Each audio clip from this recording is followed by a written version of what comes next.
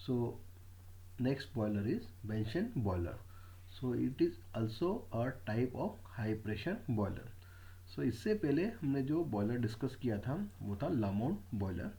सो लामोंट boiler भी एक high pressure boiler था, लेकिन लामोंट बॉयलर में कुछ ड्रॉबैक्स थे, तो उसको कुछ हद तक बेंसन बॉयलर में रिजॉल्व किया गया.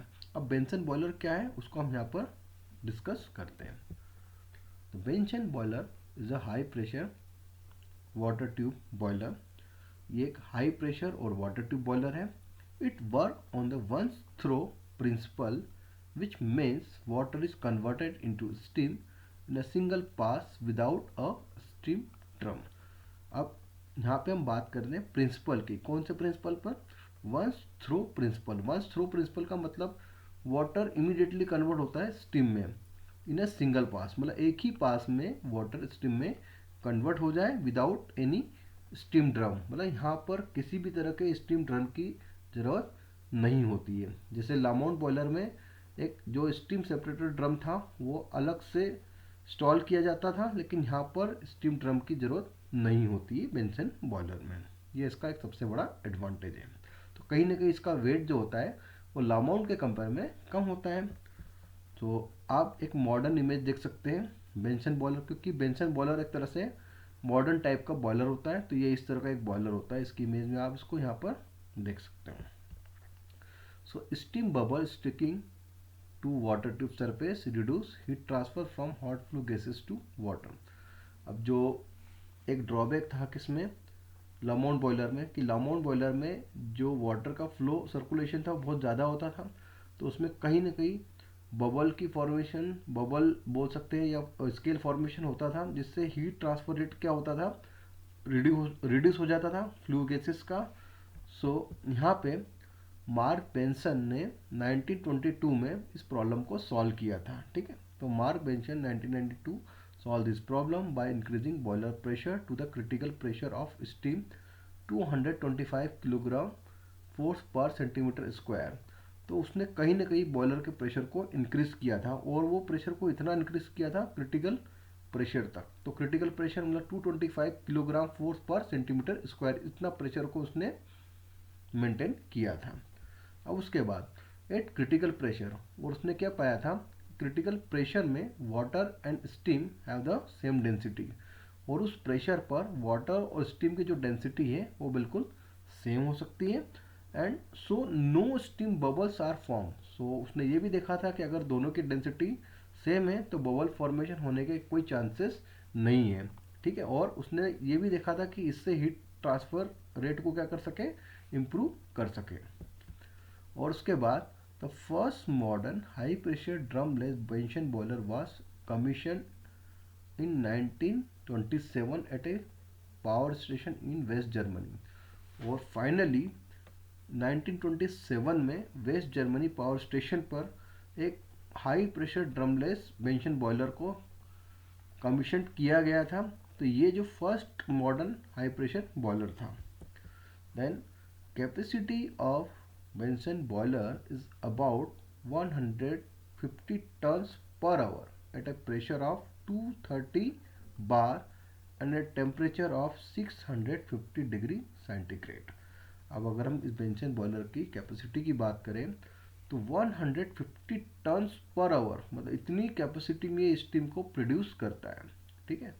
सो इससे पहले जो हमने लामोंट बॉयलर देखा था, तो लामोंट बॉयलर में जो कैपेसिटी थी वो 80,000 से लेकर 1 lakh kilogram per hour steam बनने की कैपेसिटी थी. अब लेकिन जो बेंसन बॉयलर से जो स्टीम बन रही है, कितनी बन रही है, 1,50,000 means 150 ton means 1,50,000 kilogram steam per hour. वो प्रेशर कितना, 230 बार, मतलब अबाव क्रिटिकल प्रेशर. और टेम्परेचर की बात करें तो 650 डिग्री सेल्सियस. और अब्सेंस ऑफ ड्रम, स्वाभाविक है कि लामोंट बॉयलर में एक सेपरेटर ड्रम का अलग से इंस्टॉल किया जाता था, तो यहाँ पर ड्रम की कोई भी प्रॉब्लम नहीं है, मतलब absence of drum. So the Benson boiler is a water tube four circulation high pressure boiler. It doesn't have a steam drum. तो इसमें किसी भी प्रकार का कोई स्टीम ड्रम नहीं होता है. Water is converted into steam and then superheated in one continuous tube. अब एक ही कंटिन्यूस स्टीम में वाटर इमीडिएटली स्टीम में ये कन्वर्ट हो जाता है, hence it is called once through boiler. इसीलिए इसको वंस थ्रो बॉयलर बोला जाता है। वंस थ्रो बॉयलर का मतलब जैसे ही वाटर इंटर हुआ और वो तुरंत उतनी हाई प्रेशर में स्टीम में कन्वर्ट हो जाता है, इसलिए इसको बोलते हैं once through boiler. It can operate at very high pressure, ये बहुत हाई प्रेशर पर ऑपरेट किए जा सकते हैं, even about the critical pressure of steam. और स्टीम को ये जो इसमें इवन जो उसका प्रेशर होता है वो क्रिटिकल प्रेशर, स्टीम की जो प्रेशर उसकी क्रिटिकल प्रेशर से भी ज़्यादा हो सकता है। Now this is the 2D image of Benson boiler, और एग्ज़ाम में भी हमें इसी इमेज को ड्रॉ करना है, ठीक है। So the figure shows the flow path of Benson boiler. So ये जो फिगर है ये बेंशन बॉयलर के फ्लो पाथ को शो करता है। The feed pump send water to the economiser, ठीक है। जो फीड पंप की अगर बात करें, जहाँ से वाटर इंटर करता है फीड पंप के थ्रू इकोनोमाइजर में, ठीक है। और इकोनोमाइजर का मेन काम तो पता है कि वाटर को प्रीहीट करके जो वाटर है उसके टेम्परेचर को इंक्रीज करके आगे सेंड करता है, ठीक है। तो radiant evaporator is located just about the furnace, और यहाँ पे हम बात करते हैं रेडिएंट इवोपरेटर।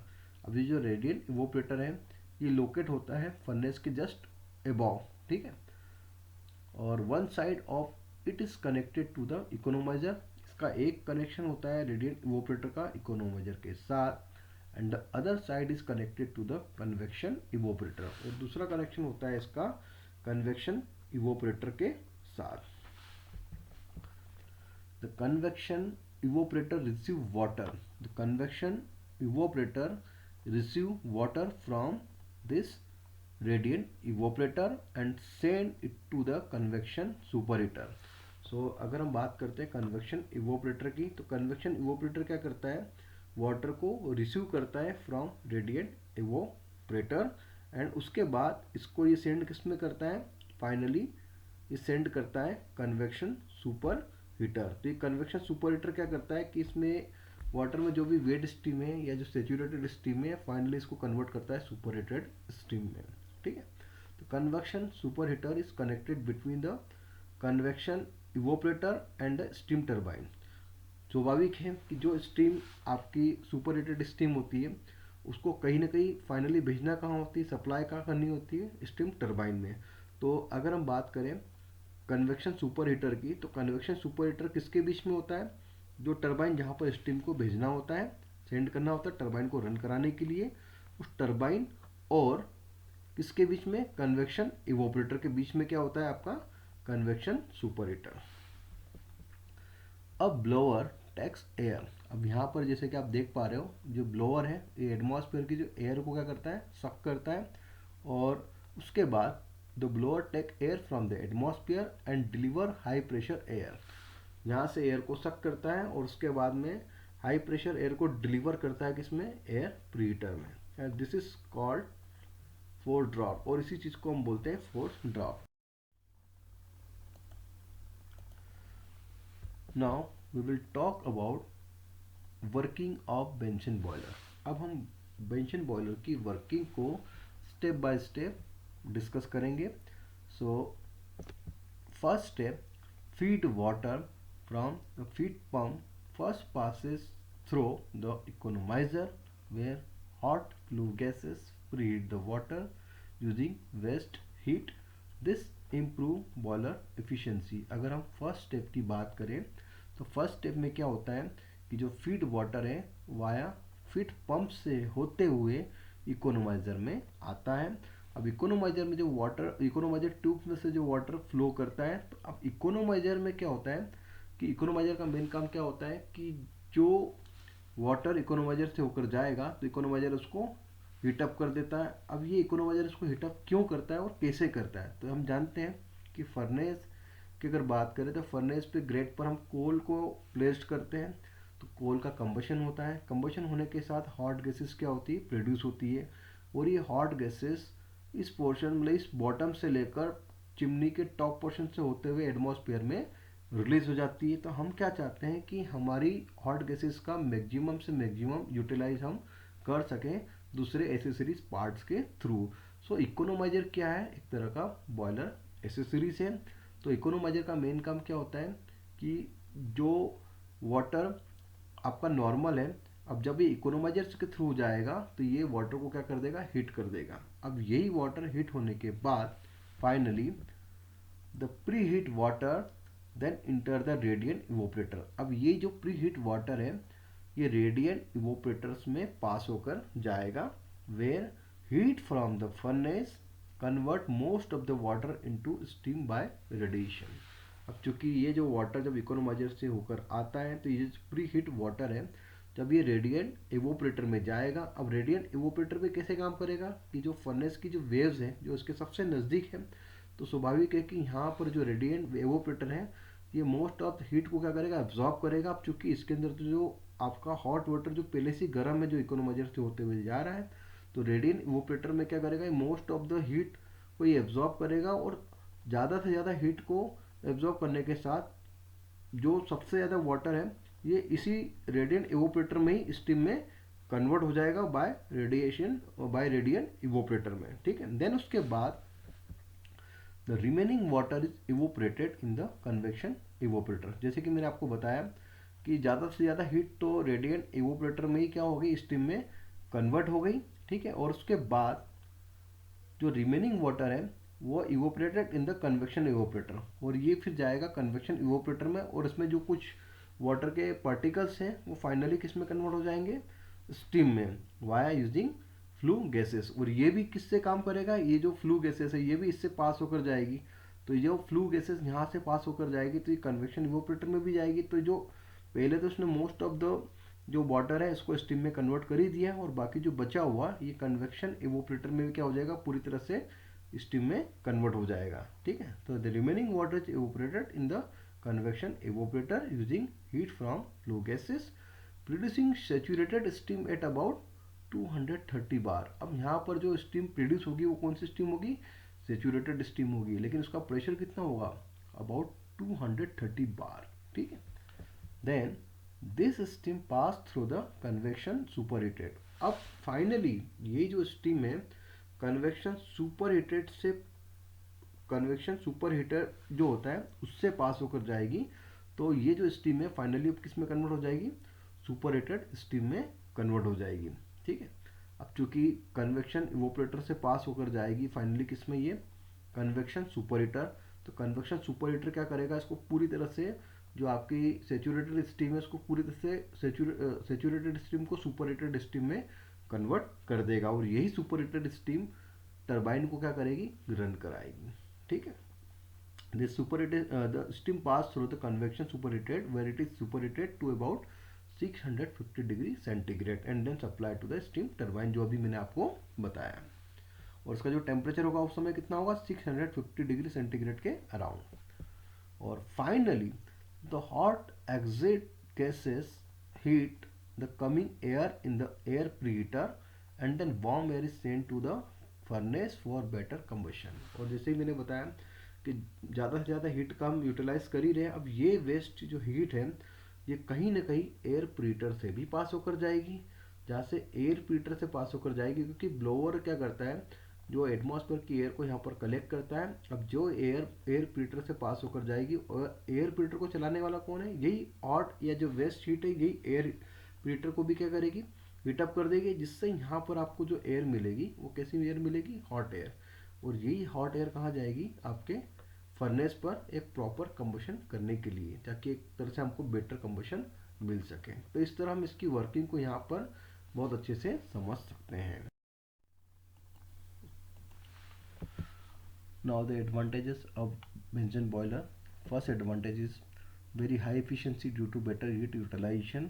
तो बेटर हीट यूटिलाइजेशन होने के कारण इसकी जो एफिशिएंसी होती है काफ़ी हाई होती है। Works at very high pressure and temperature, तो ये हाई प्रेशर और टेम्परेचर पर वर्क करता है। No steam drum, so weight and size are reduce.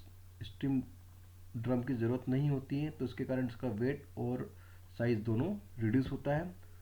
Quick start and stop operation, उसके बाद less risk of scale formation in tubes. तो इससे पहले जैसे कि लामोंट बॉयलर में जो ड्रॉबैक था कि उस बॉयलर में जो बबल फॉर्मेशन और स्केल फॉर्मेशन की प्रॉब्लम अराइज होती थी, तो यहाँ पर इस बेंशन बॉयलर में अगर बात करें तो less risk of scale formation in tubes, तो ट्यूब में जो स्केल फॉर्मेशन की जो रिस्क होती है वो काफ़ी कम होती है।